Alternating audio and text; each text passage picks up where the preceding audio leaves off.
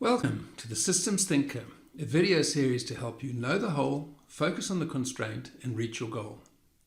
You've got a great idea, but nobody could be bothered to offer any discretionary effort to the cause. You put an incentive scheme in place, offering more carrots if they could just rev their engines and work a bit harder. Still nothing. You wave the big stick, even going so far as to threaten the security of their jobs. They look busier, but there's not much more throughput.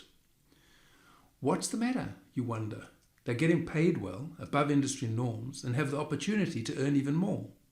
Somehow, they have a sixth sense of being able to do just enough to avoid getting hauled before a disciplinary hearing, but never more than that. And this despite the fact that you're the one to lay down in fine detail every step they have to take to get to your defined outcomes. If only they would follow all the steps, everyone could be happy. What if you took a different tack? First, find out what they want to develop mastery of.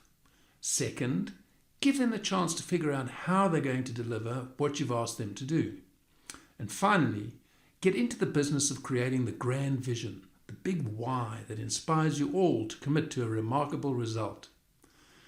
The pursuit of personal mastery, autonomous ways of working, and transcendent purpose are the irreducible components of your motivation motor. That's your tip for better ways to do better work and redefine what's possible.